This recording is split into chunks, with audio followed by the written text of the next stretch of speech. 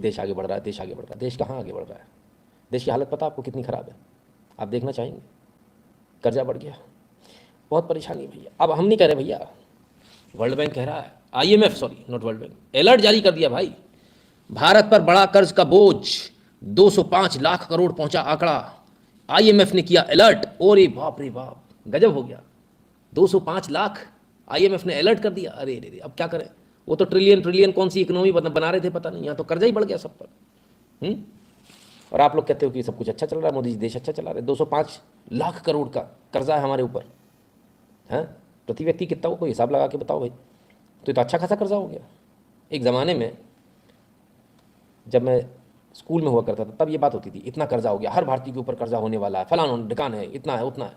तो बड़ा हंगामा होता था इस चीज़ को लेके कि हर भारतीय पर कर्जा है, सुनकर ही हार्ट अटैक आने लगे सबको, है ना। सो जो है अब 205 लाख करोड़ का कर्जा आपके ऊपर, ये खबर आ रही है। हम इसको टेक्निकली समझाएंगे ना सर, बहुत समय जाएगा, है ना।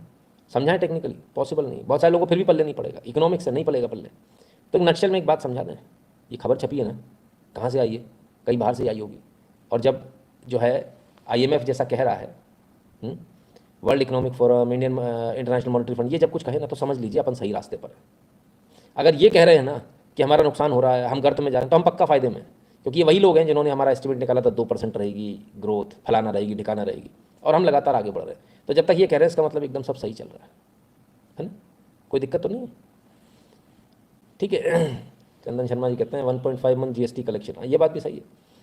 तो उनको यही लग रहा है कि 205 लाख करोड़ हो गया, बहुत ज़्यादा हो गया। हमने क्या कहा, आप सिर्फ इतना समझ लीजिए कि जब ये विदेशी जब कुछ कहे तो उसका उल्टा ही है। जब आप फ्रेजाइल 5 में थे तभी आपके देश की बहुत तारीफ करते थे। ये वो लोग हैं जिन्होंने श्रीलंका को रोल मॉडल बताया था, और उसके बाद श्रीलंका फेल हो गया 2-3 महीने में ही। बड़ी तारीफें करते थे, अरे श्रीलंका बड़ा अच्छा कर रहा है, ये कर रहा कर। और बीजेपी मतलब भारत की हमेशा से जो है भारत को गाली देते थे, भारत को कुछ नहीं आता, इनको ये डूब जाएंगे। भारत ही सबको बचा कर चल रहा है। पाकिस्तान की तारीफ करते थे गर्त में, बांग्लादेश की करते थे गर्त में, भूटान की करते थे गर्त में, श्रीलंका की करते थे गर्त में।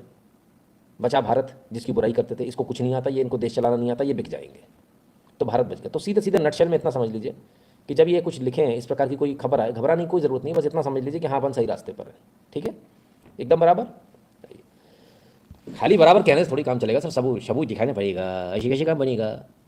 फॉरेन अफेयर्स कमेटी ने जारी की रिपोर्ट, भारत बना ग्लोबल साउथ का चैंपियन। आई ला, ई में कहा देख रहा हूं, आए फॉरेन अफेयर्स कमेटी, इसकी रिपोर्ट में ग्लोबल साउथ का चैंपियन है भारत। और सिर्फ इतना नहीं, कहते हैं G20 मंच का प्रभावी ढंग से उपयोग किया भारत ने, दबा कर इस्तेमाल किया भाई हमने, हैं, ठीक है ना। अभी क्या करेंगे?